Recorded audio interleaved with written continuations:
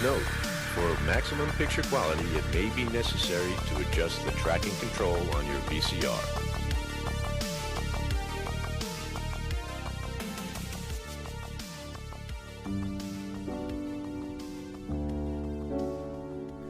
Ah, the movies, the silver screen. What fantastical tales they tell. We can marvel in the wonderful feats of superheroes, delight in the depiction of intergalactic wars, get lost in beautiful magical lands, or horror at the portrayal of gruesome beasts. Or, alternatively, we can watch two old friends reconnect over a lovely meal in a fancy restaurant, and just quietly ruminate on their ideas of society. Now doesn't that sound exciting? This is Adjust Your Tracking, podcast where we're on a venture to watch a century of cinema decade by decade, year by year. I am one half of your hosts, Liam Delaney, and with me is my friend... Hello, I'm Oliver Jones. And what a lovely evening it is, isn't it? Just for two old friends to get together and have a chat. That's what we're doing. Two friends? Phew. Oh, spoilers. Not two friends. That's not spoilers. It's usually in the title, right? It's usually in the title, yeah. That's a good point. Okay, and with us is our other good friend, Brandon. It's Brandon Kahn back again, the resident Louis Malle expert who's seen 2 or 3 Louis Malle films. I can't remember now. Louis Malle all the time. Yep. And next we'll be back to talk about Atlantic City. Oh, definitely. How you doing? You all right? I am. I'm doing okay. I've been enjoying the non-stop rain here in Birmingham. Oh my god! It's not just Birmingham. I think it's the whole of the UK. Is it the whole UK? It's ridiculous. I can't believe how much it's rained in the past, this 2 weeks. This has been. I mean, obviously, I'm, as you know, a constant complainer about British weather, but this May has been truly apocalyptic, even by this country's standards. Yeah, really, really has. May's normally all right. Yeah, it's not so bad. Yeah. Unbelievable. I don't know what it seems like a bad sign. I don't know. It doesn't feel right. It doesn't feel right at all. Other than that, I'm chilling. How you doing, Liam? I'm okay.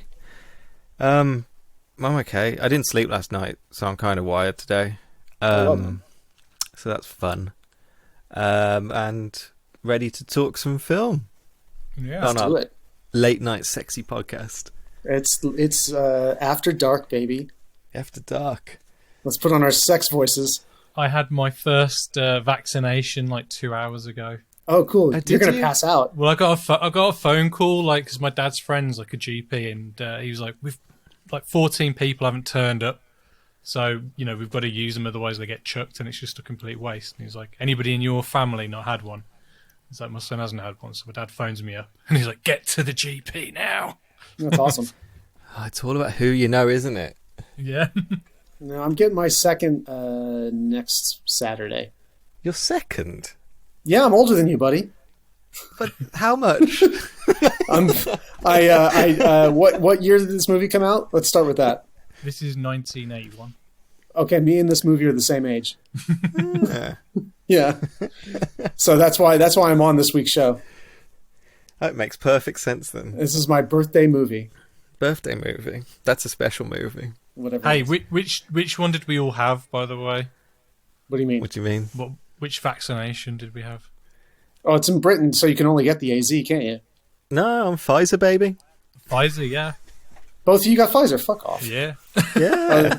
They're trying to dump all the shitty stuff on us plebs over here in Brum. They have, clearly. Oh, well. I had my vaccine on Wednesday, I think it was, and I kind of thought it was going to be like, I'll just walk up to the vaccination point, get my vaccine, and then just go home. I thought it was going to take 2 seconds, and I didn't realise they gave you an egg timer. You have to sit there for 15 minutes in the room. Everyone's sitting around with egg timers. It was like, what are those shake stack?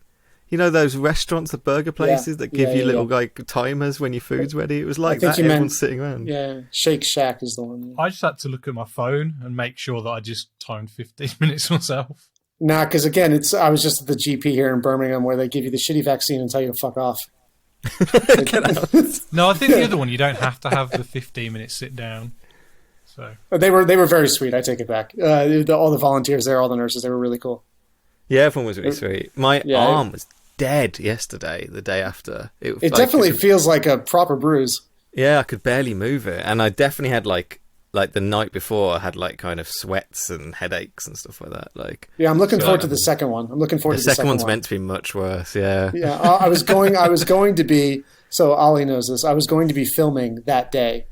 So my plan up until today was next Saturday at 10 a.m., get my vaccine, and then walk across the street to a filming location and film a music video all day. And I was just like going, well, I hope it works. Or halfway through, I'm going to collapse and break Ollie's camera. And then they'll have to cart me off and Ollie will kill me. But thankfully, quote unquote, that shoot got canceled for other reasons. So I can just get the vaccine and die normally. That's good. Yeah, without breaking Ollie's camera. I'll tell you what, though, this won't mean anything to anyone outside of Birmingham, but like the hand sanitizer that they had at the my GP where I went to, it smelled like Snob's vodka. Like I was smelling it, I was like, "What's this smell?" And it just smelled like Snob's is a nightclub in Birmingham. It's like, I think if you just say cheap vodka, I think that counts. It's like you drank pure ethanol at that place. And it's just like I had a proper sense memory. I was like, oh my god, I feel like I'm 18 again, back in this nightclub, downing this horrible vodka. And I could just Wasn't it Glenn's vodka they served in Snob's? No, I don't think it was even that. I think something like Imperial or something like that. That's probably a good name. Imperial vodka. Sorry, dear listener, I moved here too late in life to have enjoyed that. You didn't miss much. No, it's not something that I would have enjoyed either way, but maybe I would have. Necessary punishment. Yeah, I've heard. So anyway, what came out in my? No, wait. What do you guys talk about next? What we've been watching. I keep getting confused. Yeah, been watching anything? Brandon. Brandon. I did. Well, obviously, I haven't been on this show in months and months and months, but you've been on like 2 weeks ago. Yeah.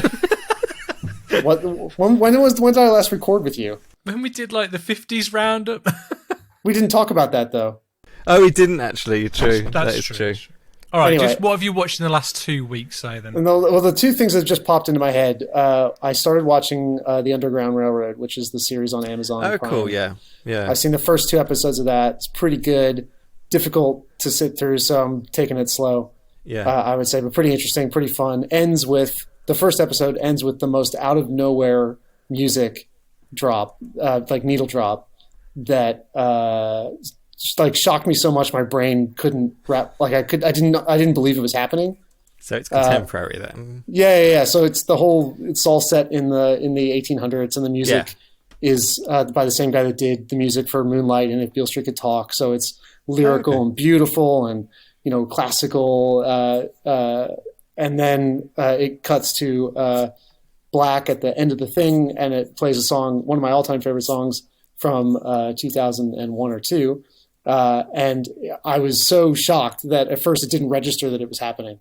It was just such a bizarre thing. And at first I thought, I hate this. This is the stupidest thing. Why would you do this? This doesn't fit. And then by the end of it, I went, nah, fuck it. This rules. You have to tell us what the song is. It Bombs Over Baghdad. Good. So Cool. it's an all-time favorite tune. I love it so much. And I can't help every time I hear it, I just get so pumped. But it was like, obviously nothing about that episode wants you to get pumped. If you see what I mean. Like everything about it, it's, miserable and horrible, obviously difficult subject matter. It's like putting Bruce Springsteen at the end of Schindler's List or something. It just is insane. So I don't know. That was nuts. But apparently the series goes on, it becomes more stylistically, bizarre. And so that kind of fits in a bit more as it goes. Anyway, so that was that. And then I saw... that's Barry Jenkins, isn't it? Just checking. Yeah, sorry, yeah. Barry Jenkins. I'm always down. I'm a big fan of his last 2 films. Yeah, totally. So I'll pretty much follow him wherever he goes. He's pretty brilliant. And these first 2 episodes were pretty brilliantly done. Very interesting. Anyway, and then I saw a documentary called Time, also on Amazon Prime. I've been meaning to watch Time. Actually. I tell you what, that kicked me right in my nuts. That really? It's as good as for me. That's the best documentary I've seen in years, easily. Wow. And I call it best film of the year of last year that I've seen, by a mile. Like it's not even a contest. What won the fucking Oscar for document? Oh, it was bloody octopus shit. I'll tell you what, I saw that fucking octopus movie. I watched the fucking. Oh, it's awful. Yeah, these are not in the same category of film. Like that, I don't understand how that would have won. Compared anyway, I didn't see the other movies in the category, so I don't know. I saw The Mole Agent, which is quite nice. It's quite good. As someone who Collective as well, the Romanian one. That one sounds really good. Yeah, that's really harrowing actually. What was the really good one on Netflix? The one where the guy's got Alzheimer's or dementia. No, that didn't Dick get Johnson's nominated. Dead. Dick Johnson's Dead. Dead. Was crazy because I thought that was amazing. Yeah, that movie was amazing. I agree. So is it better than that, do you reckon? I think Time is better than that, but Dick Johnson is Dead is a close second for documentary of the year. Obviously, great movie. Time is My Octopus Teacher, the best film ever made. Well, I want to take a quick aside into documentary editing, which is something I do professionally quite a bit. Not on the level of not something I do on the level of any of these people, including the My Octopus Teacher people who I'm about to shit on, but which is not fair of me. It is, because I hate that guy. I don't dislike to lead in anything as much as what was that rock climbing documentary? It's the same fucking thing. Which one? Free Solo. Yeah. You know how like Free Solo was actually a documentary about how awful it is to date men. That's what that documentary was really about. I haven't seen that. I saw the Dawn Wall, which I liked a lot. Oh yeah, that is good. Okay, but Octopus Teachers, it's just weirdly about the fact that this guy hated his family. Octopus Teachers is essentially a corporate movie for that guy's conservation project. Yes, is essentially what it feels like in tone, and I know that because I make those. Is what I'm trying to get at. So it felt like the kind of thing I would be editing in its tone, in its style, and well done in that genre. Obviously, don't get me wrong, and I know that's hard to do, but still not an actual documentary, a corporate movie, and that's what it felt like. And so to watch that. I don't know. It's an interesting bit. I watched it actually with the family. Rosalie liked it because the octopus was interesting. The underwater footage was good. Yeah, it has all those bits. But I agree with you. That guy is not an interesting topic. Like he's just not an interesting. He's an interesting character for like a 10-minute documentary. Yeah, maybe he's not an interesting like dramatic narrative character or anything like that. And it's so weird that it's around him. Rather, I would have got more out of that documentary if it was just the underwater footage he shot, basically. Right, exactly. Yeah, and so anyway, it's well edited for what it is, but for me, it's the kind of thing I do that I don't like doing, but I do it as my job. So it was kind of frustrating to see it turned into like a narrative film in that way, because when I'm working on something that isn't a corporate movie, I try and actively not do that, if you see what I mean. Like I try and get away from that because I think it's a bad instinct. And it's difficult. So I'm guessing that a lot of the people that made that probably come from that background, and it's sort of seeped into the style of that film. So maybe I'm just like hypersensitive to it. I don't know. But anyway, it won. My Octopus Teacher also won the Ace Eddie Award for Best Edited Documentary, and it is a well edited documentary. But you'll never see You'll never ever see a better edited documentary than Time in your life. So that's very frustrating to me. Time's about a guy who serves a sentence for a long time. Yeah, it's basically this one guy and his wife commit an armed robbery in the 90s. She takes a plea deal and gets out in a shorter amount of time. He refuses the plea deal and gets a 60-year sentence for armed robbery, and with no possibility of parole. So they essentially give a guy a life sentence at 20-something years old for definitely a crime that he definitely should have been taken to court for, but obviously that's very excessive. Yeah, and the machinations of basically not taking a plea means his sentencing was ridiculous. Yeah, whatever it was. The subtext is obviously the couple are black in the American South, so you can read into that all you like. I'm trying to remember where they were now. Atlanta, I want to say. Oh man, I've forgotten. Okay, anyway, they're in the American South. But then the lead character, as opposed to My Octopus Teacher, is his wife, who had the lesser sentence, she gets out and kind of transforms herself from, having been a younger person who made a bad decision, could have gone a really bad way, and turns into this advocate for prison reform and to get her husband out, and becomes a writer, raises I guess they can have conjugal visits because she has 6 kids with this guy. Wow. And she raises them, and they're characters in the film, and you watch them grow up because they don't see him because he's still in prison for like 15 or 20 years or whatever it is. And the documentary is some modern footage, but mostly her home footage, her home movies that she's been filming the whole time through that process. And so the director and editor did this pretty incredible job of mixing and matching footage from throughout that time period, pretty like not strictly chronologically, but more thematically, and then bringing in the modern footage. I was pretty blown away, honestly. Recommend to everybody. It's only 80 something minutes long. It's on Amazon Prime. Go watch. Go watch immediately. I will definitely check it out. I've been meaning to. Yeah, that sounds really cool. Kick my ass. Did you ever see the documentary The Fear of 13? No. That's quite a good one. It's about a guy who was in death row for 22 years. I mean, I won't say too much about it. I thought that was a really good prison-based documentary.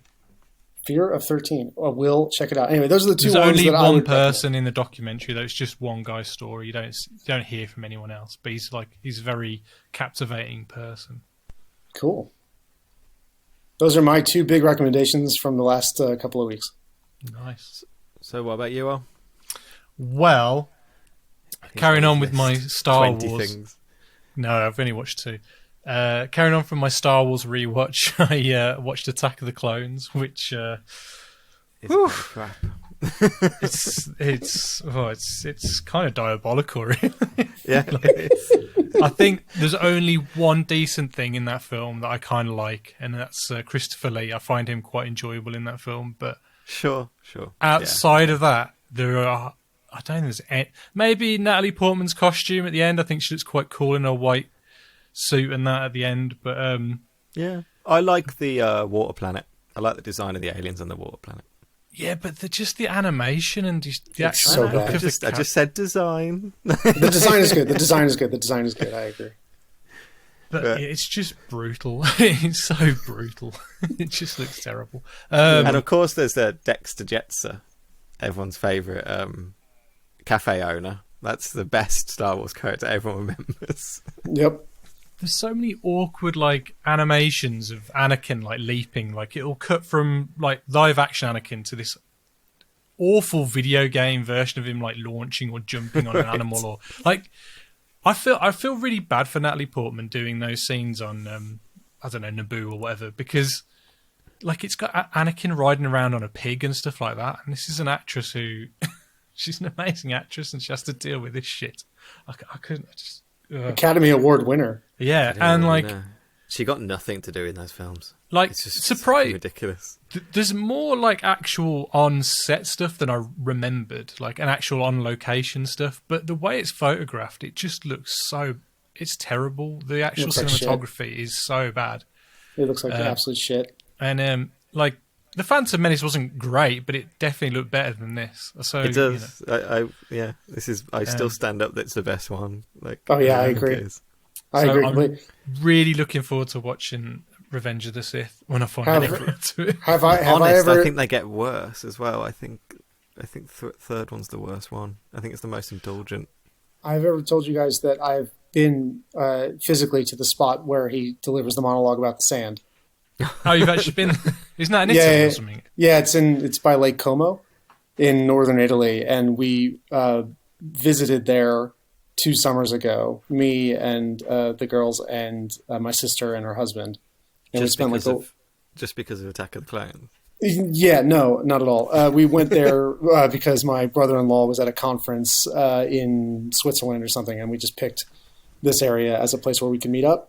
Because none of us had been there. It looked cool. We had a great time. Super fun. Airbnb, all that jazz. But then after we'd made this decision to do this, we started looking at attractions. What can we do while we're there? We can walk over here. We can go over there. And then I saw one, which was one of these Italian, massive little castles or villas or whatever they're called, right on the lake. And I thought that looks really, really familiar. What is that? and it's for the palace and the outside of the palace in Naboo, where they have the wedding and where they have the sand monologue. And it didn't take me long to figure it out. It gets everywhere. Yeah. So I saw it and I realized it. And my sister and I both are big fans of making fun of that bit. Like who isn't?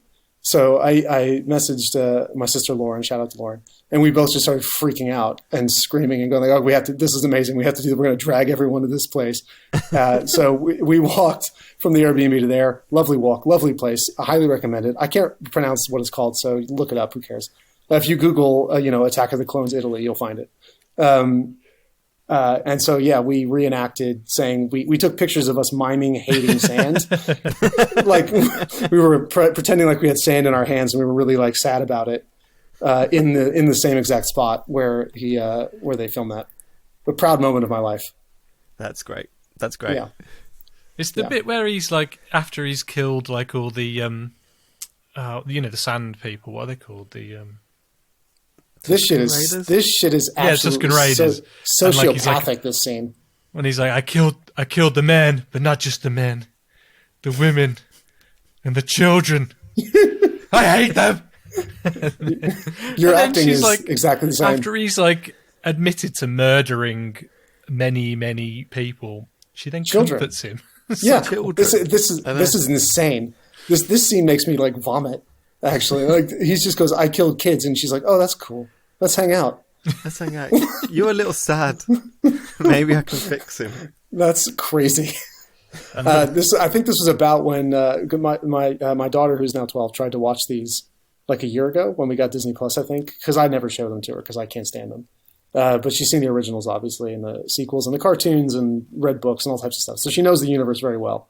And she's read the Amidala books. She likes the character from the Clone Wars. And I just explained what the plots were to the films. And I said, trust me, you don't want to sit through them. And she kept badgering me. And eventually she watched them. She sat through the Phantom Menace. She thought that was fine. She enjoyed that. She liked the pod racing, all that kind of stuff. She loves Natalie Portman's costumes because they are good. Those are great. They're amazing. Yeah. So some she of loved them, all that. After he admits to killing all the Tusken Raiders, what she's wearing is bizarre. Look at it. It looks like a big blue potato sack. It's so weird. But then we get to Attack of the Clones, and she's sitting there, and she's getting her way through it. And about halfway through, and it's around this point, she just goes, just forget it. And she just turns it off. And I keep saying, it's right there. You could finish it. She goes, nah, it's fine. And I said, you want to watch Revenge of the... No, don't worry about it. she just gave up because that Attack of the Clones is that difficult to get through. I can't go into it as well, but we've spoke before about this, about trying to unravel what the hell Obi-Wan goes through and what he investigates, because none of it makes sense. No. There's like characters that you just get told about that you never see, and like I can't remember. There's a Jedi Lord he keeps saying the name of, Master Cypher Diaz. Cypher Diaz, that was it I was going to say. Who like I don't know if that's a guy, if that's Dooku in another name, if that's like if that's meant to be like a false name, or if that's actually like these evil Sith that we never meet. I don't know, like Plagueis or whatever the hell's his name is. Count Dooku's also Darth Tyrannus. I think. But you don't know if that's not Master Sith, that fucking Jedi that hasn't turned. It's just a name that they keep telling you, throwing out this stupid name at you. Like it's so annoying. It's meant to be like an investigative kind of like noir story or something, and it makes no sense, and it's hard to unravel, and it doesn't go anywhere. It's so weird. I always remember one time he says the name Sifo Dyas, and this really stuck out to me from when I first watched it.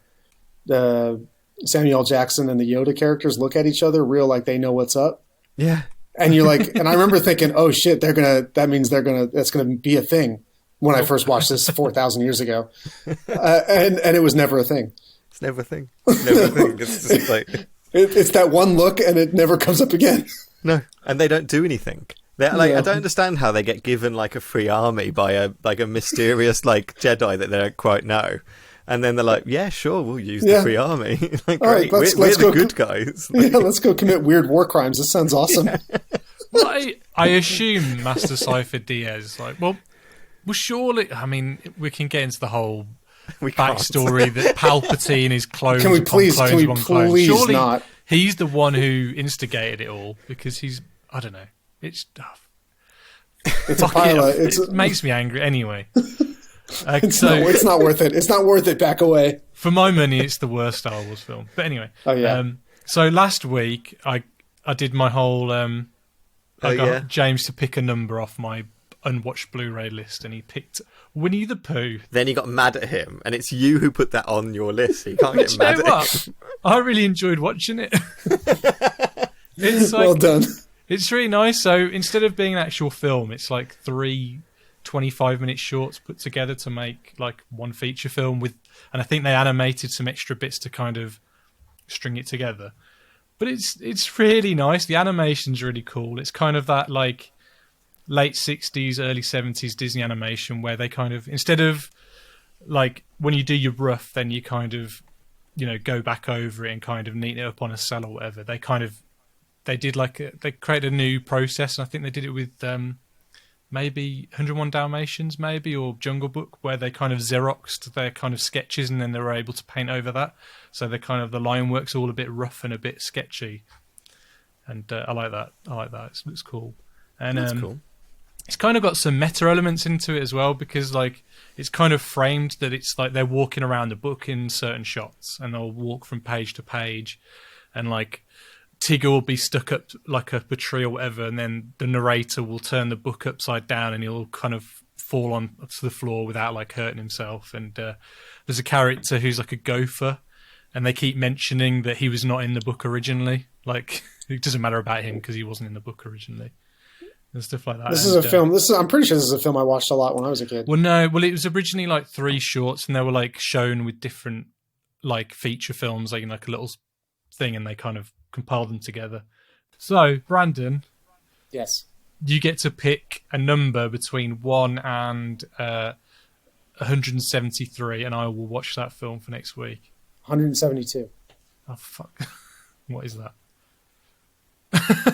You only live twice.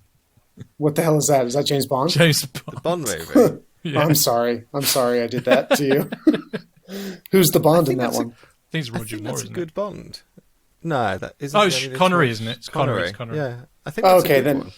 Yeah, I don't really know. I enjoy watching the Connery ones a little bit, but that's the end of my Bond enjoyment. Oh, Roald Dahl wrote the screenplay for that one. What? Yeah, nuts. Okay, this is news to me. So maybe it's awesome then. Interesting. Liam, have you watched anything? Nope, never watched any films. Doesn't even know what it is. I watched quite a lot actually. What can I talk about? On my continuous quest to watch Spike Lee films, I've watched 2 other Spike Lee films. So I watched Jungle Fever, which is okay. Yeah, I thought like with an incredibly bizarre ending. If anyone wants to explain that ending to me, please. You know, it's another one I saw when I was younger, and I remember liking it then, but I don't remember what the ending is. I mainly just remember Sam Jackson being amazing.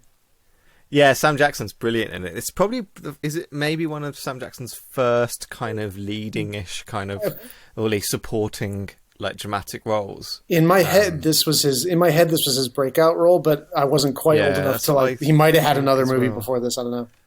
I mean, the earliest thing I remember him from is Coming to America. That's the earliest one I remember. But obviously, I did not know he was. He's only he's like he robs the McDowell's place or whatever, and then Eddie Murphy hands his ass to him.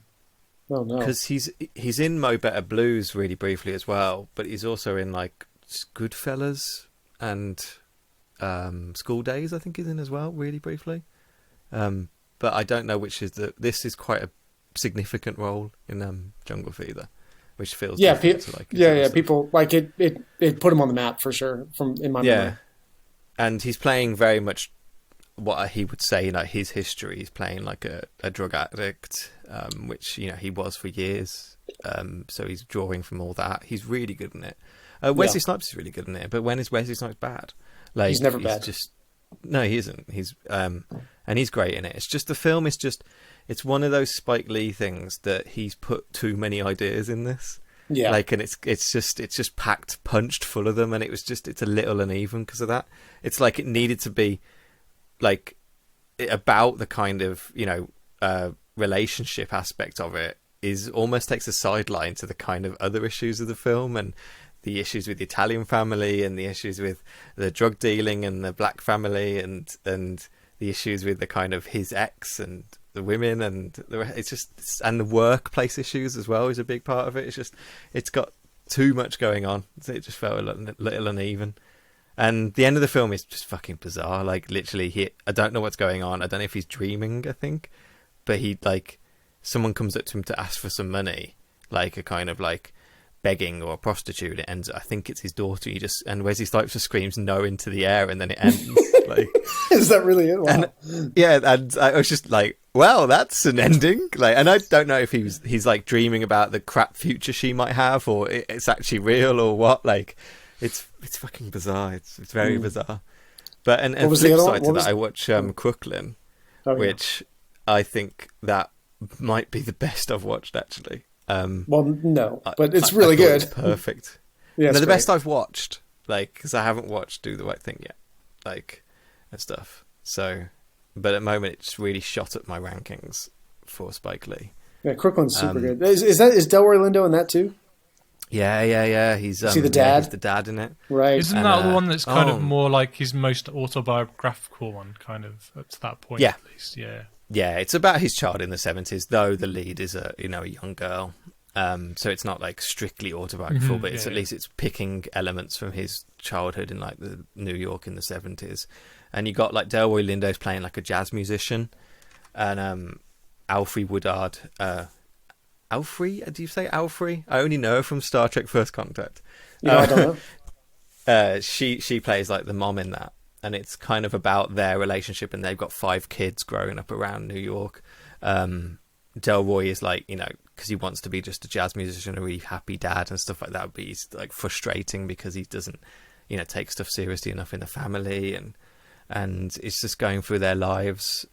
And I just love a fucking like a kind of aimless, vibey kind of family movie like that. It's just brilliant for me. Like, and just the way he shoots it, the way Spike Lee shoots it, the comedy in it, the drama in it, like the punch at the end, like of just like pure emotion. Delroy plays it wonderfully. Like, Delroy's just been like understated some of the best performances I've ever seen in films. Like just effortlessly pushing them in. Like, I think he's wonderful.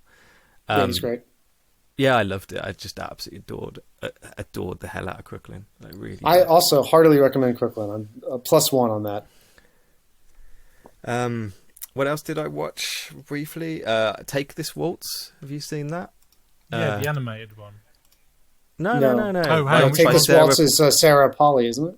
Sarah Polley, yeah. It's. I'm thinking of Waltz with Bashir for some reason. Don't know why that popped up. It's got Seth Rogen in, hasn't it? Yeah, it has. Like, so basically you got Michelle Williams and Seth Rogen are like a kind of really happy married couple. Seth Rogen is like a cookbook author, but he's really good-natured, a really nice guy.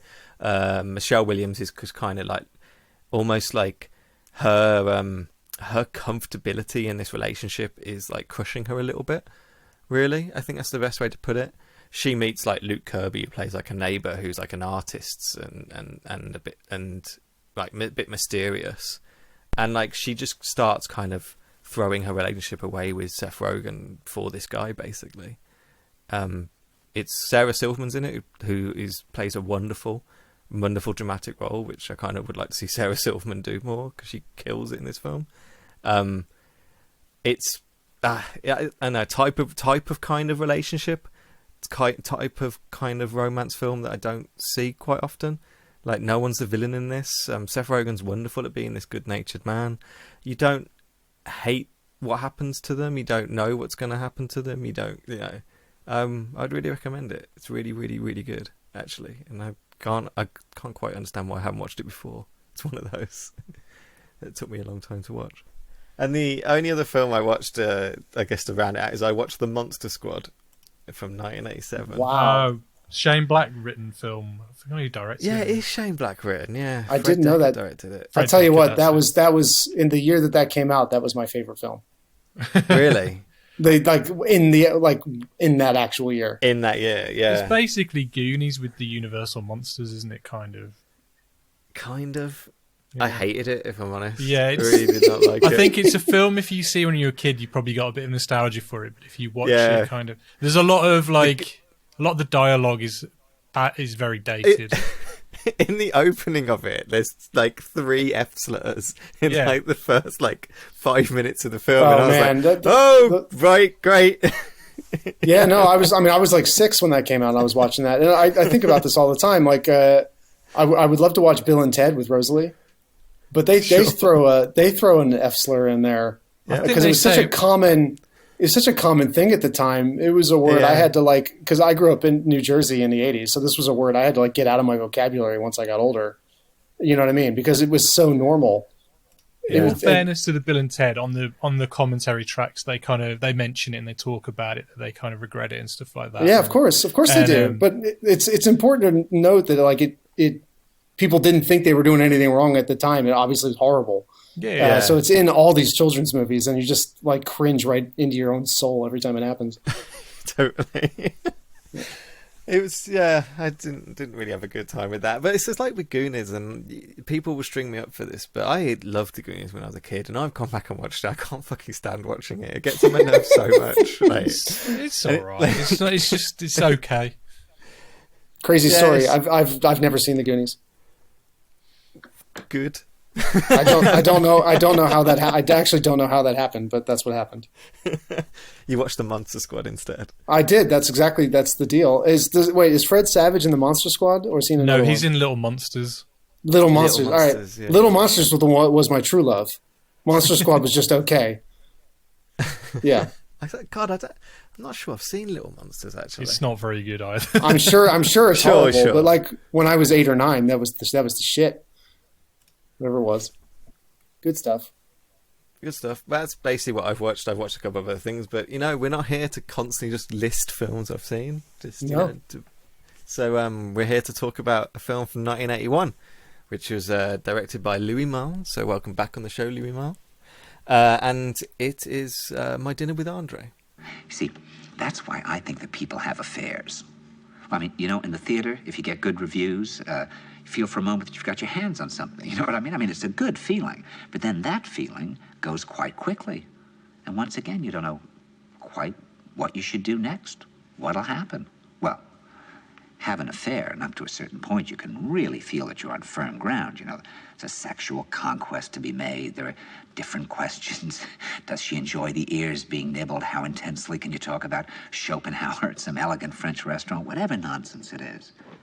It's all, I think, to give you the semblance that there's firm earth. Well, have a real relationship with a person that goes on for years. That's completely unpredictable. Then you've cut off all your ties to the land and you're sailing into the unknown, into uncharted seas. I mean, people hold on to these images of father, mother, husband, wife, again, for the same reason, because they seem to provide some firm ground. But there's no wife there. What does that mean? A wife, a husband, a son. A baby holds your hands, and then suddenly there's this huge man lifting you off the ground, and then he's gone. Where's that son?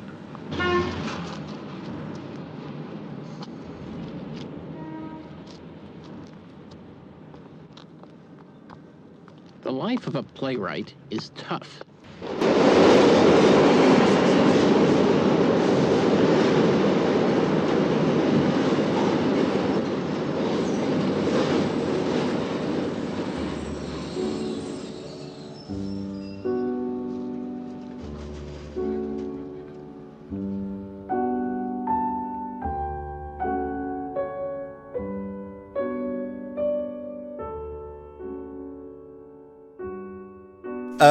My Dinner with Andre, 1981. It stars Wallace, Shawn, and Andre Gregory, and it is about, it's about a guy who has an unexpectedly enjoyable evening with a weird friend he's been avoiding lately. And that's my Easter egg for anyone who recognises that quote about this film. And I'm not going to say where it's from. Oh wow, I don't know what it is.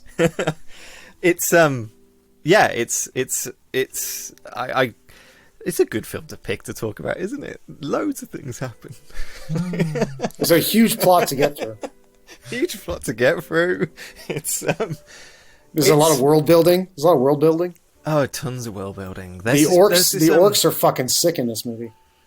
There's this thing called, I think it's called the subway, and it's covered in graffiti, and they introduced this really early on in the film. Oh my god. It felt so good. It felt so good. I was back home, baby. Oh my god. I was kind of hoping that in one of the subway tunnels, Walter Matthau was taking down some of the. I was hoping some of the warriors would pop out. Warriors. Yeah. I love the shots of New York in this film, I have to say. I mean, I definitely wasn't there in the 80s, so I'm not romantic to it, but I just love the way Louis Malle's shooting the city. All 10 shots of them, all 10 of them. Yep. It's not about quantity. So, Liam, was your first thought the same as mine, which is okay, so who wore it better, Jean Marot or Wallace Shawn? Like, who's sexier walking around their city? It's the same scene. Hometown. It's the exact same scene. Yeah, absolutely. I thought it's just way sexier because it's Wallace Shawn now. And I can't wait to talk about Wallace Shawn. Shall we go into Wallace Shawn first? Sure, because I think for people our age, he's the draw, isn't he? Yeah, he's you know what I mean? Fascinating to me. Like, he's to me, Wallace Shawn is what's he called in Princess Bride? Vizzini? Is that his name in Princess Bride? Vizzini, isn't it? Yeah. Yeah. He's he's the science teacher in Mr. Hall in Clueless. He's Rex in Toy Story, and he's the Grand Nagus Sec in DS9. Like, personal favorite. That's what I know Wallace Shawn from. Like, that really iconic voice, yeah. Like distinctive iconic voice. Weird little looking man. Like it's not often a character actor has like both of them, if that makes sense. Like he's like almost like he's like a Muppet that was turned into a real boy. He does look like a Muppet. I actually had the same thought when I was watching it. Maybe Jim Henson did create him. I can believe that. And like a Pinocchio, he became a real person at some point. Yeah. He got given life. Did they never put him on the Muppets? Because I feel like that would be a natural. Oh God! Yeah. Yeah, he should have been on an episode at some point. It really makes sense. Maybe they didn't because it would give it away that that's where he's from. Yeah. He says his famous line in this film, but it predates that film. So was the Princess Bride a reference to this film? No, or was it just happened to be the same word? No, he got cast. He got cast by Janet Hershen because of his delivery of Inconceivable in this film. No, she saw it and went, "That's great. I want him in this role to do the same line." At least she could have just called Frank Oz and he would have done it for her. Exactly. Him being a Muppet. Liam, this reminds me of like a pub. There's like a pub quiz computer game thing in our local pub, and we used to play it all the time. The movie round, do you remember? And like, and every time a question popped up, it would go inconceivable, and like you just keep hearing it all night. Inconceivable. It's a classic bit. It's a classic. Like, I love Wallace Shawn, and like to talk about Wallace Shawn as well. Like, which I don't. This is not my Wallace Shawn, but the real Wallace Shawn is he's an incredibly learned man. Like, he went to Oxford. He almost was like a diplomat. After Oxford, he taught. I think he taught philosophy or taught Latin. I think he says Latin in the movie, but we don't know. Yeah. He's not playing exactly himself in the film. Because they're kind of playing a version of themselves, aren't they? Almost. Yeah, some of those details. Some of those details. Some of those details have changed, but I'm not sure. I know they wrote it in a way that they could flip it if they wanted to or something, but like they. Well, basically, yeah. But yeah, like he started writing plays. I think his big hit was a play called Marie and Bruce in 1978. Right. It was a huge, weird success, which was like quite like I think people described it as like very emotional, really sexual, like conflict. It was absurdist in its kind of dialogue. It met with like extreme critical response on both sides. Like, people hated it, like really hated it, and people loved it. Like, he wrote a play called A Thought in 3 parts, which was so controversial at the time that it was debated in Parliament in the UK about, and because of like pornographic content. Nice. It was investigated by the Vice Squad in the UK. Oh man, I gotta now I gotta read this. Yeah.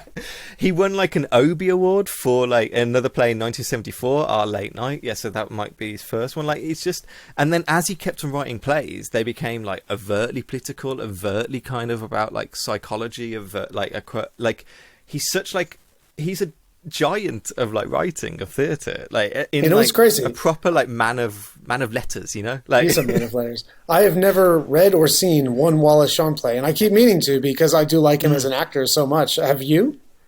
No, never, No. Like, we should. Like, let's wait. Hold on. Let's start the Shawn cast. When we go through the entire collected works of Wallace Shawn, that'll have a huge listenership. I'm sure it will get as many as this episode. Like, I hold my hands up. This is on our list because I'm quite fascinated in Wallace Shawn, and I needed to see this. Like, yeah, of course. Because he's, you know, this weird character actor I loved as a kid, and then to learn that he's like this kind of like controversial, like smart, intelligent, like playwright is it was just so weird to me. It was so unexpected to me, basically. I guess is what I should say. Yep. And yeah, this film, like, I guess, you know, we talk about his contemporary. This film is a two-header. It's Wallace Shawn and Andre Gregory. Well, I'd say Andre Gregory gets the meat and potatoes of all the dialogue there, doesn't he? Yeah, so it seems like it's the Andre Gregory show, but he's someone other than this film I don't know at all. Like, you don't remember Andre Gregory's great role in Demolition Man as the warden? I don't. Who gets his eyes pulled out by Wesley Snipes. Wesley Snipes returns in the same episode. Look at that. Well done. I think that's all I know Andre Gregory from, apart from the fact that I'm a huge Jonathan Demme fan, so I have seen A Master Builder. I should point that out, which, you know, is, if there's a loose trilogy that exists in the world, which is this film, Vanya, and then Master Builder. That's all I know. Like, Brandon should know him from Last Temptation of Christ. He plays John the Baptist. Oh, then I do know him from that for sure. Yeah. Well, so he's the unfortunate man. Oh no, it's not him. It's an extra. Because the John the Baptist scene, the thing that always drives me nuts in that is there's one guy's dong that's blurred out really badly, and it always pissed me off because I was like, guys, just let it fly. You know what I mean? Like, why you got to censor it? Nobody cares. It always pissed me off. Ken Russell would have let it go. Yeah, most people would. I don't know why. He must not have been able to for some studio reason. But anyway, great. He has a great turn as John the Baptist in Last Temptation of Christ then. Before we get into like the meat and potatoes of it, when I was watching the credits, I noticed it said production, what is it, like something anyway, by Trome, and I was thinking, this is a Troma film. Yeah, I had the same thing. I freaked out. I was like, no. And then in the credits it said like production assistant or whatever, Lloyd Kaufman. I was thinking, what the fuck? Yeah. So can we say we've officially done a Troma film? Yeah, we have. This film straight up financed the Toxic Avenger. Is this film? Yeah. This was his first hit. This was his way in. That's insane. It's crazy. As crazy as weird as this film is, this was a huge success. Like, it was. It was, yeah. Like, and to, like, this is this setup Troma. Can you imagine the profit margin on this fucking thing? This is Paranormal Activity levels. This is Paranormal Activity levels of profit margin. Yeah, this was made for $400K, I think. It's ridiculous. And that's what's fascinating about doing this film, is because, like, it's such a quiet film. It's just a two-hander film, like, which people just had to see. You know, people went out their way to see this because people were talking about it. It was like a gateway to arthouse, I guess. I don't know if you technically call this arthouse, but, like, it was a gateway to at least a different type of film. It's just it was so like ludicrously audacious to say we've made a movie and it's just two people talking at a restaurant for 2 hours.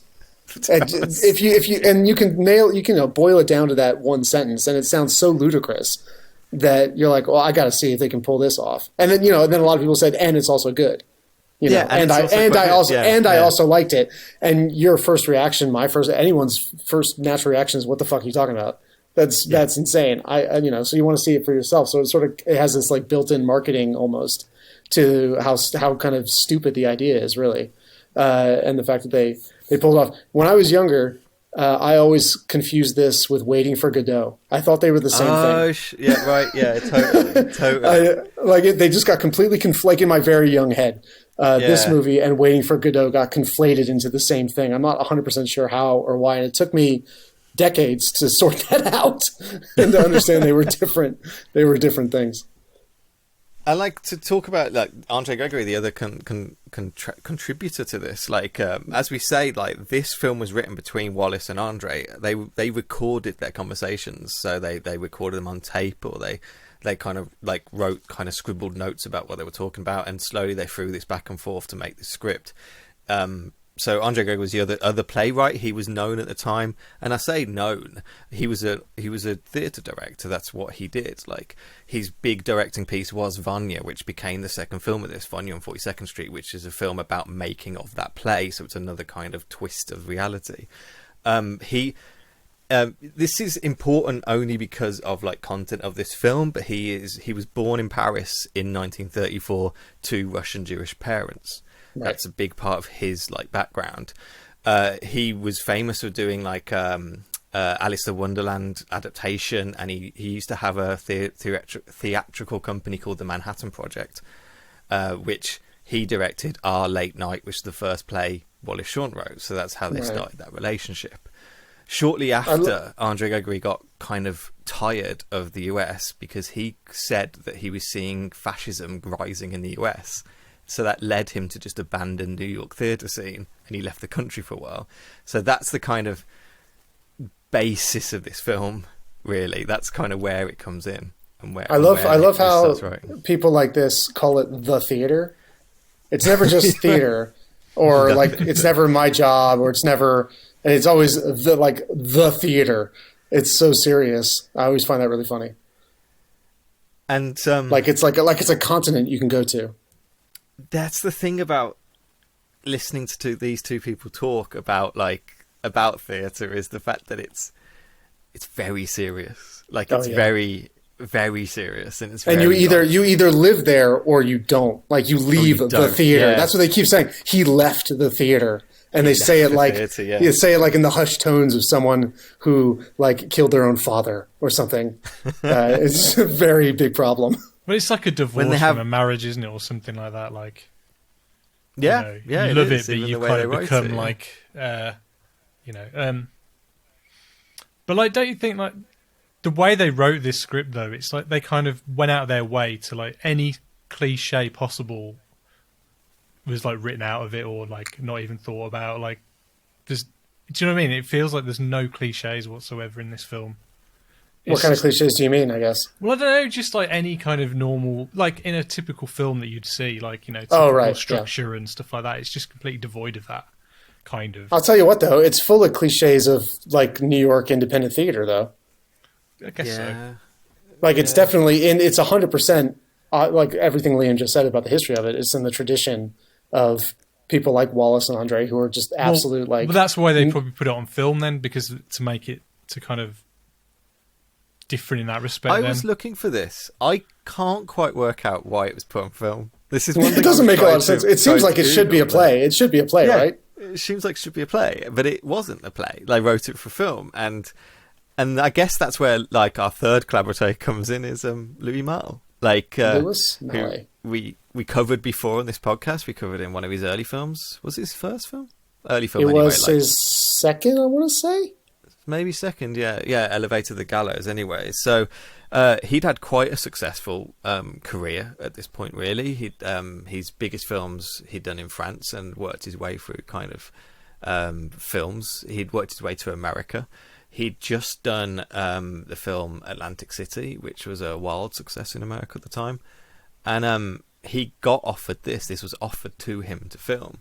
And there's a documentary that Wallace Shawn made that you can find on YouTube that I watched, and it's called My Dinner with Louis. And it's just I need to watch that. Oh, that's great. And Louis Malle just basically says he wanted the challenge to make something cinematic that wasn't really. Right. And to try it, and he was obsessed with the fact that like this, they wanted to make this seem like improvised. They wanted to make it seem like a conversation, where Louis Malle describes it as the least like improvised thing I've ever been a part of. It's the most over rehearsed. It wasn't shot in like an afternoon. It was shot over like 2 weeks or something like that. You know, Right. it was, and it wasn't just like an interview. Like he relates it to his interview with Wallace on this film when he says, "We've just set up 2 cameras here and we're going to talk." We wanted to make it look like this, but it was not this. It was, and he went wildly into how to shoot this. He was quite obsessed with how, like, he says that his favorite thing about, like, he considers a film successful if he exposes a story as being fictional. He says this is quite weird to say, but he says the plot is never the film. To me, it's when the unspeakable is hinted at behind the film. And he wanted to try and see if he could get glimpses of what the actors were behind the dialogue they were giving in this script, and that's what kind of made him obsessed with it. Like, I wonder they what were he means by joking that. about. Yeah, I know it's kind of hard to kind of glean, but he related it to Atlantic City, where he was saying that in Atlantic City he saw it as the opposite, whereas Atlantic City he was pretending a documentary was fiction. With his Andre, he was doing the opposite to that. He was pretending fiction was a documentary. Yes, he did. I agree. And I was going to say just about the insanity of the format of the thing.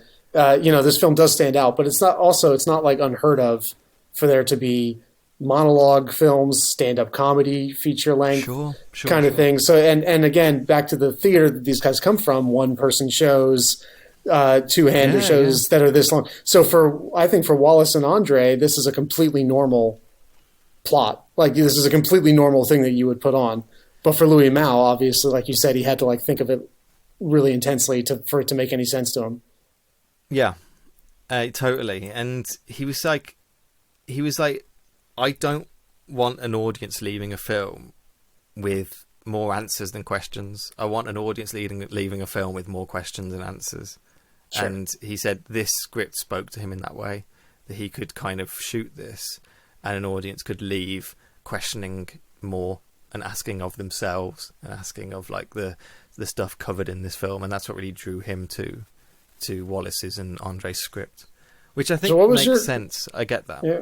What was your first impressions as it went? So you have that first scene that's super fun. That's great with like Wallace, Shawn walking through New York City in 1981. Yeah, I love that scene. And you get the voiceover, and that's just again super similar in form to the scene we talked a lot about from Elevator to the Gallows, and it looks great. But then they get into the restaurant, and obviously the whole thing slows down, and it becomes the film that it's famous for being. So what was everyone else's reaction when that happened, Ollie? I'm going to find this film hard to talk about. I thought you might. Purely I'm not surprised about that in the slightest. Like, for me, I'm a very visual person. I'm an animator. I like to see things move. I like to see new things happen every so often. And like, I didn't hate this film by any stretch of the imagination, but it just kind of washed over me. Yeah, I'm not surprised. Yeah, I'm not surprised. Yeah. So I read a review on Letterboxd that really made me laugh. And it said the first shot of this film was of a trash can. And they always say the first shot of your film should speak about your film or something like that. And I was like... Thing is, I don't disagree with that. But, like, I thought the performances were good. But what Liam was saying, like... What was it the director was saying? That he wants to see the actors acting within the film. What were you trying to say? It's complicated, but he said, like, he wanted to kind of expose the actors as being fictional, almost. He wanted you to see it as like well, I mean, when they're having their conversation, people don't have conversations like that. Like we're talking over each other, we stutter, we mumble. It's too rehearsed. It's so perfect. And I would can love see that. to just watch these two talk. Like, and 2 hours is enough for me. Don't get me wrong. I could just imagine that they do talk like this. Is what I meant. Like, I could just kind of like, if there's two people in the fucking world that talk like this to each other, it might be Andre Gregory. It probably is. I do. I'm stuck between kind of two worlds here because I loved the first scene. I was all in. Love the voiceover. Love that. They get to the restaurant. I'm okay. I like the early voiceover sets up a little bit more actual tension and plot than I thought was going to happen. Like I actually thought it was going to be even. I thought it was going to be even more hangouty and nothing, and instead it adds this extra layer that I really liked about the character of Wallace that Wallace Shawn is playing, and his reservations about seeing this guy, and sort of that. I really like that. Yeah, that little friendship, social dynamic that helped like propel it. But then once they sit down, and you meet Andre Gregory, who again I don't know at all, and I have no, and he just starts going on. Like, and he will not shut the fuck up. And he is saying the stupidest shit you've ever heard, frankly. Yeah. And he goes for like a half hour without being interrupted, only talking about himself and only just going on and on about how I did this amazing thing and I did that amazing thing. And I had the same reaction Ollie had here, which was, please shut the fuck up. I want to slap you. Like, you're such an ass. That was at first I thought I was going to hate this, honestly, for the first 30 minutes or so. I felt, I was not into Wallace it. Shawn is amazing at listening. Yes. He's very good at He's listening. amazing at doing little kind of like talking noises with bits of food flying out of his mouth. Yeah. He's really good at Is. There was something, you're right, there's something about, I think it was more like 40 minutes when I clocked it. Like there was something that at some point drew me in.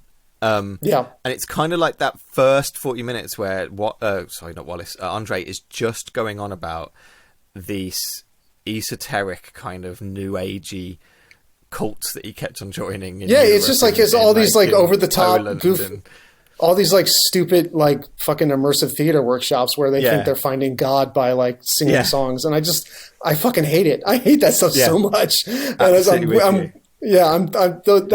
part of the theater kid universe is kind of where I draw the line. At some point when he started talking about like the monk that came back to live in America, and then he goes through the reburial, where I got into it. It was something flipped at some point, I'm not totally sure what it was, but something flipped when I was like, oh, I'm into this now. So I'm actually, I think we're 100% in lockstep here, actually.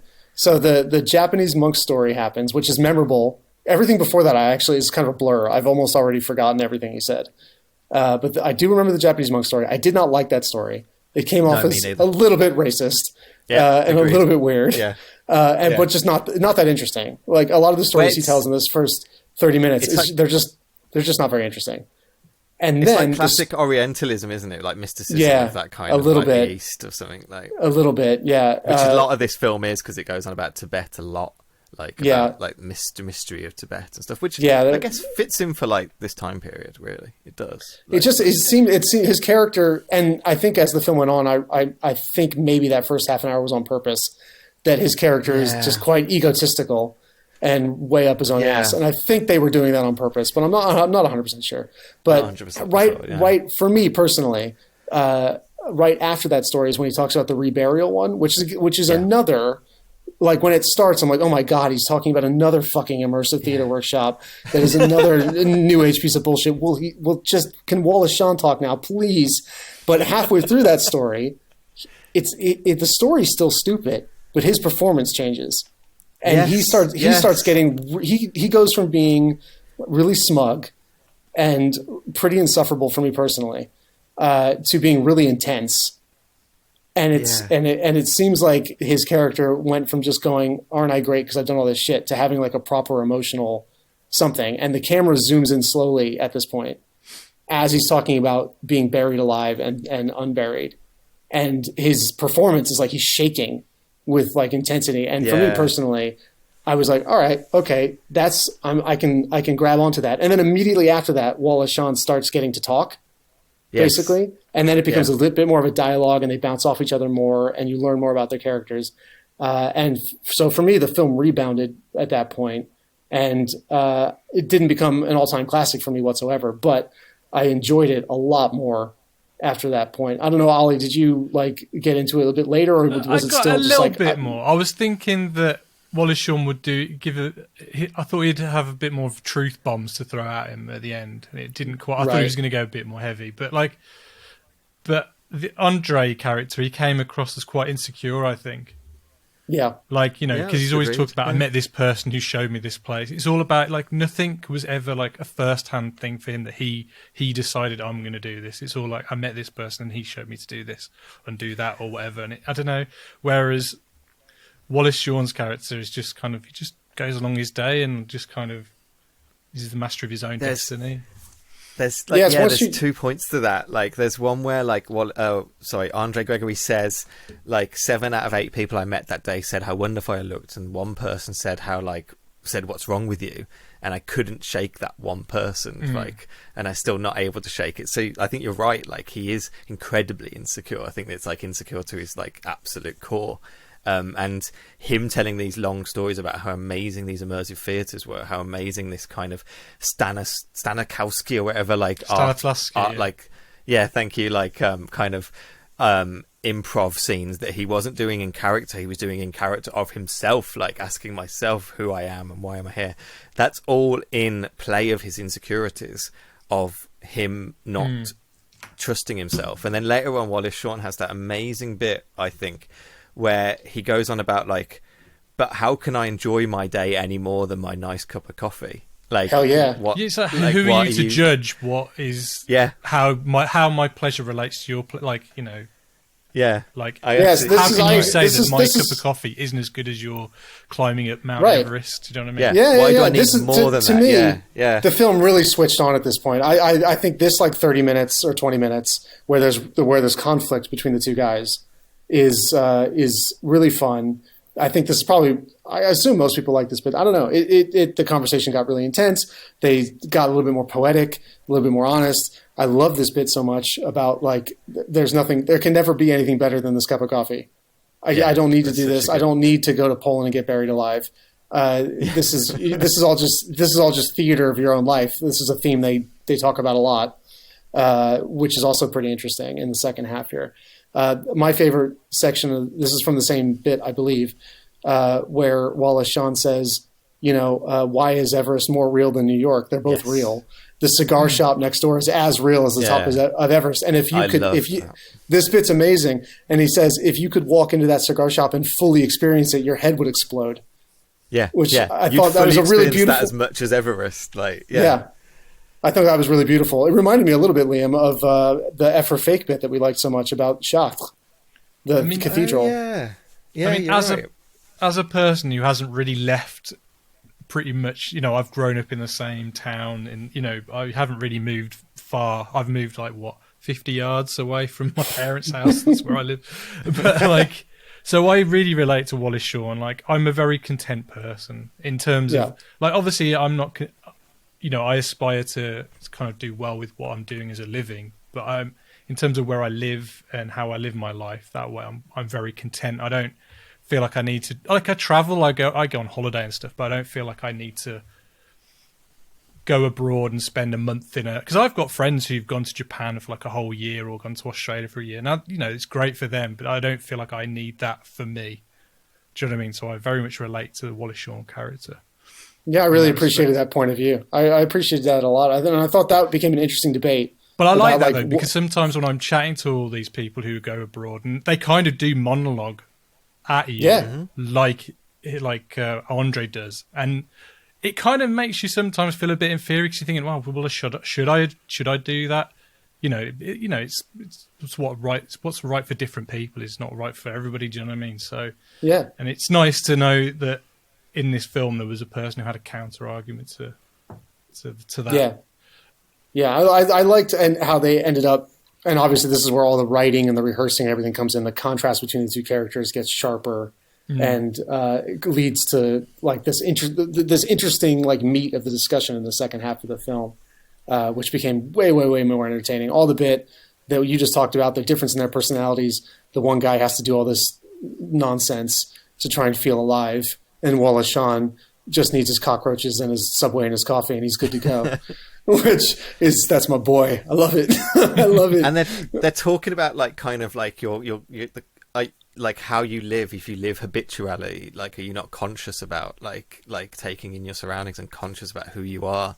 And like Andre Gregory is so concerned about that, about kind of not being himself or listening to himself or understanding himself, and Wallace Shawn is so convinced that he's okay with being himself. Like I have the electric blanket. I love the electric blanket bit that you talked about. There's a whole long bit about the electric blanket. Oh, that got, Caroline was listening to that while I was watching it, and like we, it's been very cold recently, so we've been having our electric blanket on.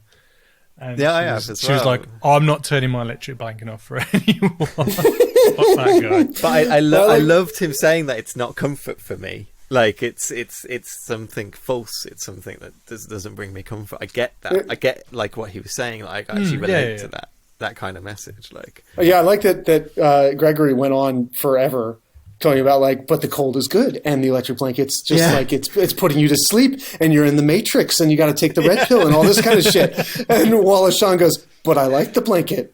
but what if the blanket is warm? What about that, buddy? And, that was nice.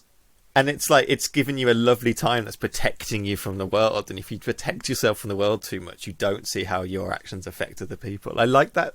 That's thought patterns than I have. Like I got it. Like when people speak like that, like I get that. I see myself in both of these characters really. Yeah. Easily. Once you get to the in Andre, like honestly, like but but once you get to the second half, none of us like Liam now. Once you get to the second half of the film, they both start making points that you can relate to in the moment, and then the point is exactly what we're doing right now. Discuss it afterwards yourselves to see where you fall on this spectrum. Obviously Liam's the goofy one, and Ollie and I are the enlightened simpletons who just need coffee. Oh, you won't see me drinking a cup of coffee. Oh, well, you just need your tea. I just need my coffee. We're good to go. Yeah, coffee all day. And I need a buried alive ritual in the forest. I think I actually have buried Liam in a forest. I believe that's probably happened. I have video evidence of this. And the bit as well I loved was Wallace Shawn gets really annoyed about how unbearable he finds people enjoying superficial theatre. That's a big part where he gets like fed up with like no one's telling truths in the theatre kind of thing. Like and his being a playwright, he used to write complicated, challenging bits of theatre that people won't want to go see now. They just want to go see kind of comfort theatre. And I loved Andre's rebuttal to that in the fact that he was like, it doesn't challenge an audience to just write a play that's confirmation bias, is basically what he said. Right. Like if the world's shitty and you write a play about how shitty it is, you're not challenging the audience that way. We already know that. Confirming what they know. Yeah. Yeah. I thought that was such a good like discussion about film writing, about kind of like about theatre writing. Yeah, totally. It's more radical often and difficult to like be optimistic or earnest. Yeah. Than it is to be cynical. It's very easy to just say everything is shit all the time. I do it all the time. I know it's easy to do.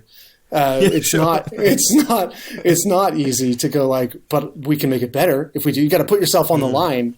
You got to put a piece of yourself out there to try and say, well, what if we did this? This would be great. I'm a utopia now or whatever. You end up sounding like we just spent the last 10 minutes calling Andre Gregory a dipshit. Because of exactly that. So proving his point. I liked it. He spent these 40 minutes going, "You're such a dipshit," and then Wallace comes in with this annoyance, like his snobbery of like theatre, and Andre comes back in with this. Yeah, but if you just tell people what they know, you're not doing anything challenging. And I just thought, I get it. I get right? More. What about when he starts going on about like that New York was like the concentration camp and stuff like that? Oh, this is just 2 points. I got 3 things. One, who thinks that he was talking about Andrew Lloyd Webber and like Cats? Probably, yeah, cool, yeah, totally. Definitely. In terms of vapid theatre, that's what I was thinking. Yeah, like musical theatre that was a bit. So as a Jersey Shore kid, obviously I'd see all these things when I was a kid. And I hate my parents for taking me to all the Andrew Lloyd Webber shows. They're really, I'm with Wallace Shawn. I hate them so much. But anyway. Cats was originally published in 1981. As well. There you go. That's 100% about Cats. Did you? Speaking of the legacy of this film, who saw? I meant to bring this up earlier. The Martin Scorsese, Franny Lebowitz conversation on Netflix, Pretend It's a City? No. I haven't. I did watch her in conversation with Wallace, Shawn, and Andre Gregory. Oh, perfect. So there's like a 4 or 5 or whatever it is, 6-part series on Netflix called Pretend It's a City, which is basically the same format, more or less the same format as this, a little bit more. It's a documentary, not a fiction, in which Martin Scorsese and Fran Lebowitz talk about New York City basically the whole time. And obviously this section reminded me an awful lot of that. So I recommend. And the other one was all of the Nazi references in this movie. You're what was that about? Alley now. What was that? I was really confused by that, actually. Well, that's why I wanted to bring in that Andre Gregory was born in Paris to Russian Jews in 1936. His parents had explicitly run away from the Nazis, escaped the Nazis. Yeah, of course. Of course. So his problem with America, and the reason he left in real life, was because he was seeing a rise of fascism in America, and he was scared of that happening in the same way it happened to his parents, what he saw in Europe. So you get a lot of his conversation in this is about his insecurity and fears about what he's seeing happening in society is this kind of fascistic kind of rise, and this uncaring for your common man and personal kind of obsession, which I would argue he might be right on the money. Just he saw it earlier than I did, or saw it earlier a tiny bit. He's kind of. He got quite conspiratorial in this when he's talking about there's a bit where he explodes and he goes yes, we're bored, we're all bored. And he talks about how maybe the boredom in the world is actually perpetuated by the kind of government to make you kind of sleep through life, which makes it easier for totalitarian government to make money and kind of exploit you and stuff. And that's the line he's drawing between, which is I would say is a very kind of Gen X kind of obsession with ennui.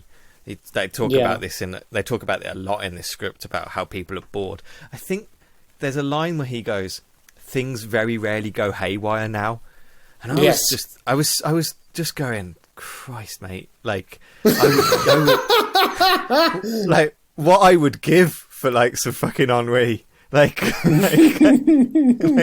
try living in this time period now. That's a thing. That's a thing that I think us privileged coastal elites of the United States have learned to say less. Because it's obvious, that's not true if you live in a lot of places of the world, that nothing goes haywire. Yes. It's true if you live in New York City during a time of economic surplus and peace, then of course, and you're a gifted theatrical whatever, and everybody loves you, and you've made loads of money. Then your life is easy as hell, and nothing goes haywire. But that's not the case for everybody else, is it, buddy? Not at all. But that's a big part. That's how he thinks, though. Wallace Shawn's character, he even says to him, but not everybody else can experience these things. No one's as privileged as you are to kind of experience these kind of things. Not everyone can climb the mountains of the Himalayas and stuff like that. Not everyone can make the money that you make. Yeah, he does call him out. But back to the earlier bit about New York being the prison built by the inmates monologue. That was that again, for me, that's a classic New Yorker thing.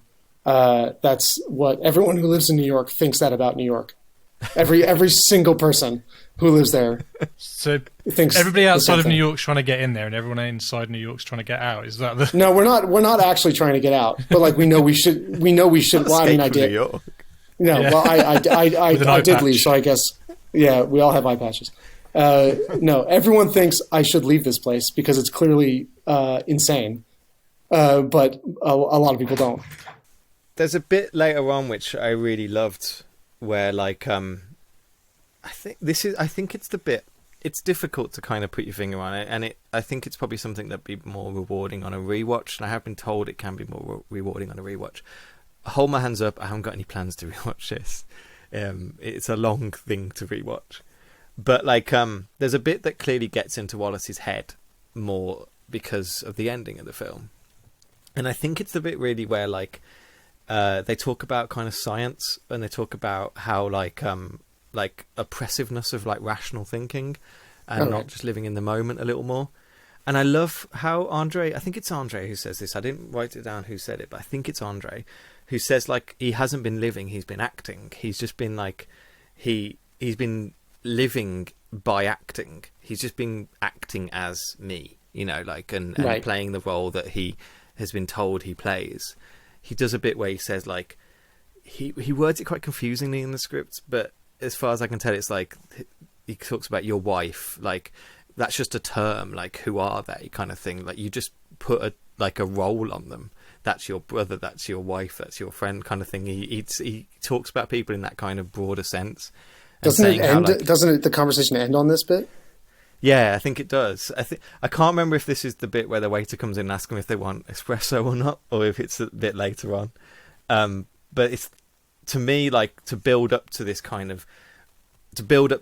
which I guess it was building up to, but to build up to this kind of like your oppressiveness of your roles in society and oppressiveness of like how you think about yourself or how you've been acting in society, behaving in society because that's your role. That I just thought was really, that really spoke to me. I just really, really appreciated that. Yeah, I really liked the way it built to that moment, because I'm pretty sure this is the end of the conversation. And Gregory goes on like a final monologue about that they had been talking about, like you say, how everyone kind of plays a role in society, the role of like small talk in like the social order, and how everything's like this theater in real life kind of thing.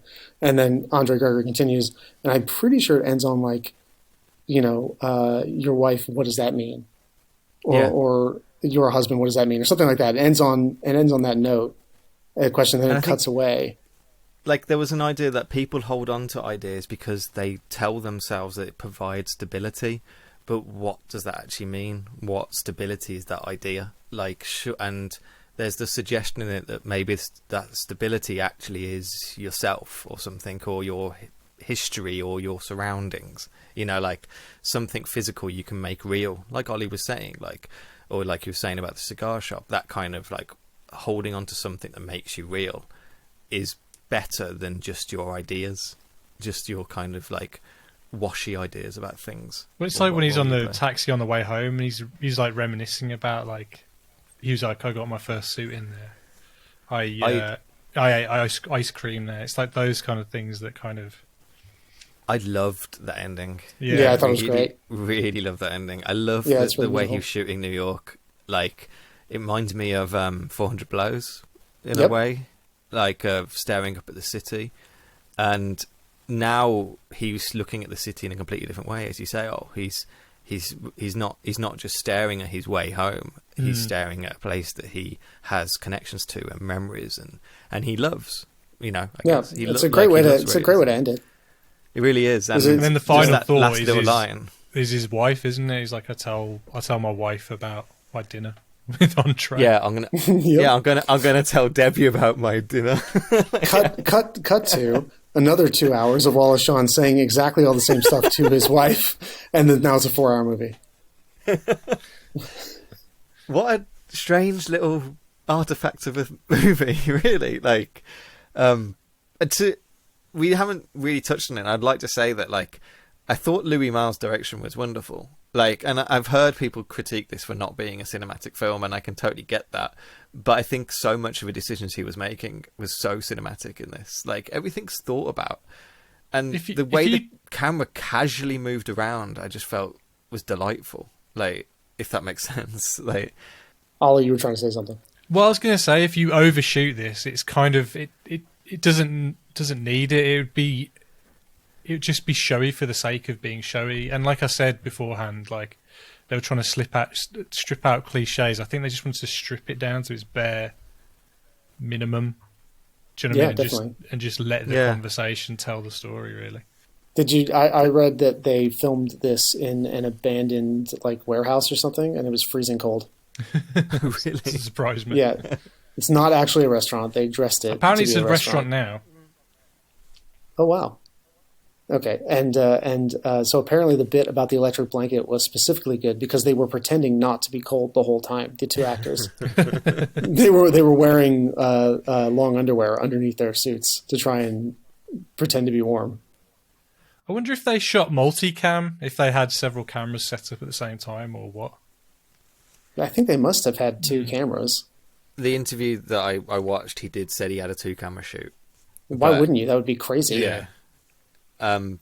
Yeah, it's just seeing away. He's like Louis Malle's camera just kind of floats on screen, slowly moved in, slowly bobbed around. I just thought it was really captivating. It's the best well shot conversation I've ever seen. But there's so much stuff about like their costuming, like the clothes are really lived in. You know, I like Wallace Shawn's tie. I like the way he puts on the tie right before he goes in. Like it's just like just so outside the restaurant. It's pre-tied and he just kind of like shoves it around his dumb neck. And I mean, it just no looks wonder like shit. Andre doesn't need a flipping electric blanket the size of that cardigan. It's an electric cardigan. He didn't say that. I love how we going back to the start of the film, like when he walks in there with his disheveled tie and his like frayed kind of blazer, and like he doesn't look like he fits into this fancy restaurant at all. Like no, and to be greeted by Andre, who's so happy and exuberant and hugs him, and there's a great bit of dialogue about like I used to think it was so fancy when I met theatre folks and they all hugged each other. I think that's what Wallace Shawn says in narrative and stuff. Just all that kind of little. Those are the little hints at the start and little things I was noticing that got me to kind of get through that first like 40 minutes when I was struggling of Andre's kind of adventures through improv or whatever. Yeah, I noticed we said this about Elevator to the Gallows as well, that he spends time with side characters and extras, not a ton, but just enough to make them feel real. Yeah. So like the old waiter, for example. Yeah. He just felt like a real person. Smoking his cigarette at the end. Like, waiting for him to I get loved out. that, yeah. And there was something about, like, he spent enough time with the old waiter as well that made me ask questions about the old waiter. Like, yeah, exactly. Like, so who is he? Like, why is he? You get some weird reaction shots from him from time to time. Yeah, where he would react to something someone said, and you're like, oh, what does he think about this? That's interesting. Yeah, and why I'd be like, so why is he an old waiter? Why is he an old white guy? What does that mean? Like, why isn't he like a young waiter? Why isn't it a woman? Why isn't anything like that? It started with something so sparse that like one other character made me start asking questions. Well, that's how you know it's fancy. Like regular restaurants have who have actors who aren't actors yet, and fancy restaurants have like the old veterans who will never be actors, but are just good waiters. He's been waiting his whole life. Yeah, he knows how to do it. It's and shot. I guess like I was going to say at the start, but shot on 16mm. I noticed as well, which I assume was a decision. I don't know why that was a decision, but like that grainy kind of feel to it gave it that kind of a spirit or texture to it. I guess budget could have been part of that. I think that might have been budget. Yeah, budget too. Yeah. Because it was in 4x3, wasn't it? It wasn't in. Yeah, it was in 4x3 on Apple TV anyway, yeah, which is where I watched it on Amazon. Yeah, it wasn't. 4x3. Which was nice. Yeah, it was a good 4x3. Yeah. What else happened in this movie? I bet there's one big conversation that we're missing completely, and the one person who's the huge My Dinner with Andre stan who's listening to this is screaming for us to remember that one great bit. Well, he goes to put on a version of the Little Prince. I know. Oh, the whole thing with the Little Prince, for example. There's the bit in Scotland, the bit in Poland. The fact that he had the audacity to talk shit about the Little Prince for even a second made me want to just absolutely chuck him into the sun. That's unacceptable bullshit. When he sees the physical embodiment of boredom as like a blue monster, that's part of Andre's. I forgot about that. Andre's weird thing. The thing with the thing with the Little Prince was like, I guess that was in that first half hour that we all didn't like, wasn't it? Because it was he got there through this bizarre string of like stupid coincidences. At first, I didn't like the Little Prince, but then one time I was talking to a guy, and then I walked over to a book and it had a handprint and it said Andre, and then it said The Little Prince, and then I was like, wow, I love The Little Prince now. And you're like, why are you saying any of this? Very bizarre. But then he turns on it again. He sees like the fascistic kind of elements to the book again. Then he turns. Oh yeah, that's probably true. That's probably true. I think that's probably fair. I think that is probably fair. Yeah. But yeah, what I mean, final thoughts on, I guess. Like it's hard to say much more about like to not ring out this film. But... wasn't great. Didn't hate. That's about my. Yeah, it was all right. I don't think I'll watch it again though. But yeah, I think I went on a journey where I was ready to hate it because of my longstanding hatred of wealthy New Yorkers, and particularly movies about them. I didn't tell you this up front. This is a subgenre that I hate usually. Okay. So anything that's about rich people who live in New York complaining about their lives, all I want to do is walk into the screen and kill them. That's my normal reaction to that. So the first 30 minutes, I was like, my hairs were on the back of my neck going up. I was ready to just get all Jersey up on his ass. And then it switched for me, like we said, and it grew on me as it went. Liked it a bit more, got livelier, got more fun, got me thinking the way the way it wanted you to. Got me thinking about how I felt about what they were talking about, all that kind of fun intellectual nonsense. And then absolutely, I think kind of stuck the ending in a way that made the rest of it even like stronger. With the, I guess at this point cliched, but really lovely piano music and Wallace Shawn reminiscing on, what he just experienced and what he felt like. It sort of kind of tied the whole thing in a nice little bow for me that made it what do I want to say? It like overcame my maybe prejudices to this kind of thing by the end of it, I would say. Although I'm still, if we're doing ratings, I think I'm capping out at 3.5. Yeah. 3.5 is kind of where I sat with it as well. I'm slap bang in the middle, 2.5. Oh wow. There's a part of me that thinks like, I wonder 10 years from now I'll watch it again and go like, nah, it's a 4 easy. Yeah, but I'm not sure. I like some of the things it spawned though. So like I think there's an episode of Community that's kind of like a reference to this, isn't there? And there's the Simpsons joke where Martin's playing the video game and he hits the tell me more button. And tell me more button. And there's Waiting for Guffman. Yeah. Has any of you seen Nirvana the band? It's by the guy who did The Dirties. Have you seen that film? I have seen Nirvana the band. Check it out. I think it's on YouTube actually, but there's an episode of that where they kind of completely do the whole beginning of this film where he's like getting the subway and stuff like that. Nice. There's at the end of Waiting for Guffman as well, when they have the toy kit, the toys. Oh yeah. My Dinner with Andre toy set. It's such an easy target, this film, isn't it? Yeah. I was like, to give my I kind of really wanted to like this. That was kind of, I went into it kind of going, I really want to like this. Like it's a weird little like theatre kind of shop thing. And I know, and it started in a way I really liked it, but exactly the same for you. Those first 40 minutes, I was like, oh no, this is difficult. And I didn't watch it in one setting. I'd paused it, and I came back to it. And then something did flip, and something I was like, and I think part of it was actually like kind of just enjoying these two people act. Like I thought Andre Gregory was really good, and such heavy lifting. The guy doesn't stop speaking for like an hour and a half. But his performance is really engaging, even if I was kind of getting turned off by what he was saying.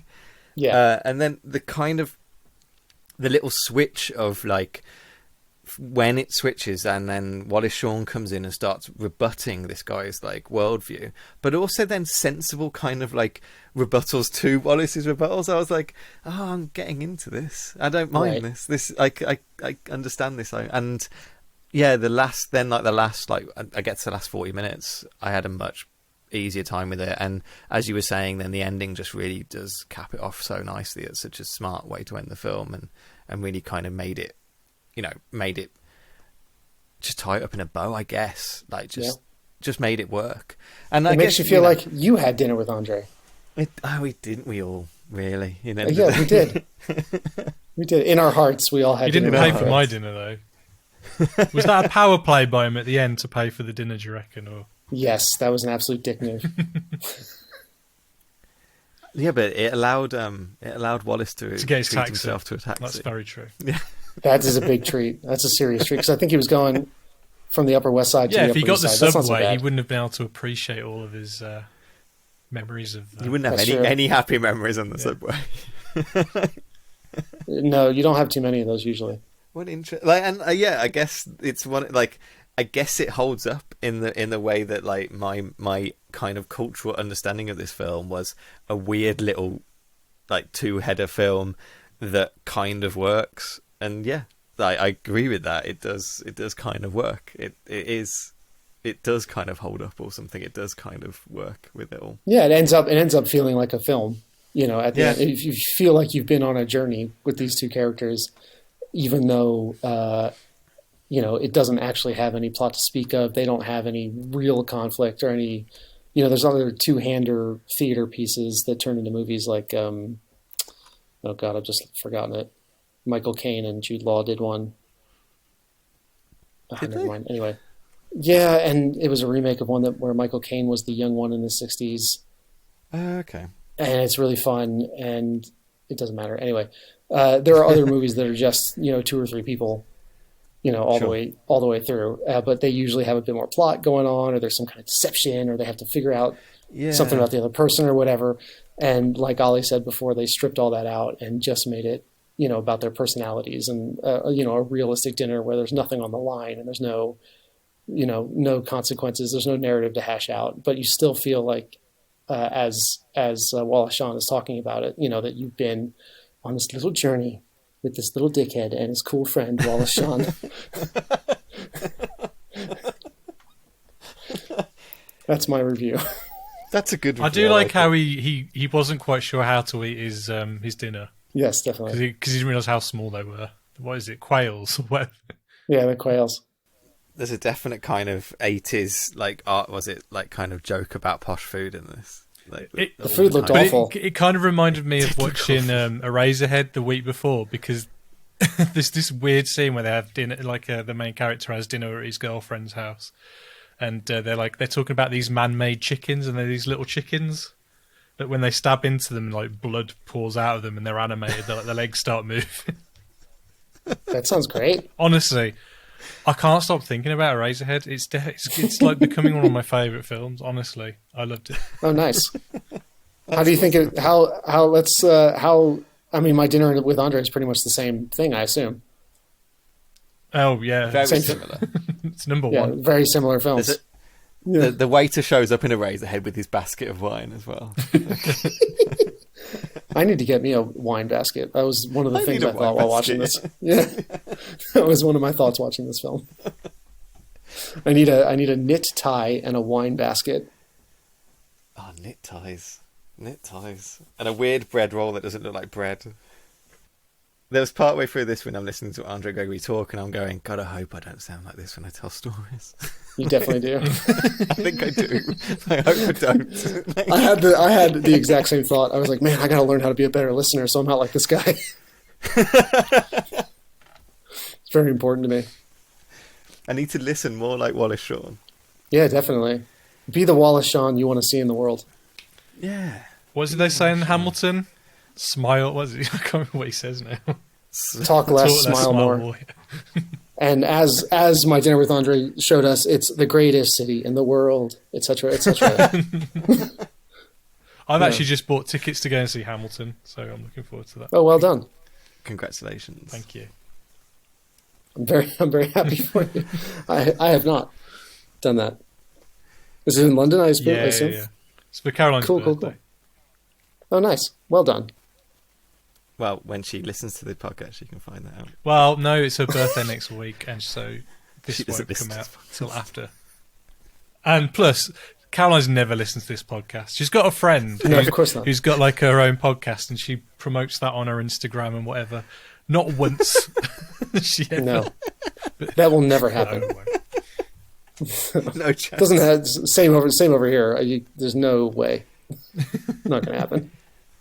I love the idea that she was hearing you watch like My Dinner with Andre in the background and getting fed up with these two blowhards going on. And then it's like, do you want to listen to us three go on about it as well? Because there's a bit like towards the end when he's on about having an affair, or you should have an affair or something. What did he say? I can't remember what he mentioned something, and she pops her head out of the bedroom. She's like, "What the fuck are they talking about? You better not consider having an affair," or something like that. Because I watched this at 6 in the morning, and I watched it straight. I didn't like have a break or anything like that. I fell asleep.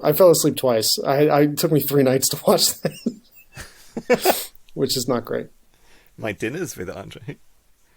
Yeah, I had multiple dinners with Andre. He was very nice about it. I had breakfast. I feel like he'd be a terrible breakfast. Like dinners, him at brunch. Oh God. Yeah, I will own up when we record these podcasts, I tend to watch the film at around like midnight, 1 o'clock the night before. I always tend to be really late when I watch them. So I put this on last night around midnight, and I got like, as you say, about 40 minutes into it, and I was like, I'm falling asleep, I'm going to bed. I'm either first thing in the morning, or I finish watching it 5 minutes before we record. It's one of those two. That's discipline, baby. Anyway, I think we should probably wrap this up. Sounds that way. So thanks very much for joining us again, Brandon. It's always a pleasure to have you here. It is mine. The pleasure. So what are we talking about next week then, Liam? Isn't that a question that I always do this to? Next, okay. This is it, just like My Dinner with Andre. We're dealing with another blowhard. What is that transition? We're dealing with Werner Herzog. Yes. Next week. And Which one? Fitzcarraldo. Fuck yes. This is a favor. Make sure you guys watch the documentary My Best Enemy or whatever it is that goes with this. Sure. There's that Klaus Kinski. Klaus Kinski. It's basically the making of this movie. It includes the best dialogue in the history of cinema about the birds, which I'll let you experience. You probably heard it before. Well, I've got a Werner Herzog Blu-ray set that I'm itching to get into, so looking forward to it. Yeah, this movie's great. Super fun. It includes... Liam, you like MST3K, don't you? Yeah, totally. Did you ever see Puma Man? Yes. Okay, there's an MST3K called Puma Man where there's this big Aztec dude. Yes. He is in Fitzcarraldo. The same actor. Yeah, I started freaking out when I watched Fitzcarraldo because I remembered him from Puma Man. And my brain couldn't hold those two things at the same time. So I'm just getting you prepared mentally for that. This is good. This film is insane. And Werner Herzog is insane. So that will be a good... Tune in next week for this. Please do. Right, well, thanks very much for listening, and please don't forget to rate, review, and subscribe on whatever you listen to us on, be that Apple Podcasts, Stitcher, YouTube. Yeah, don't forget you can also reach out to us on Twitter. We are at AdjustYourTrack. That's with a YR, not a your. And don't forget, if the picture's bad, always adjust your tracking.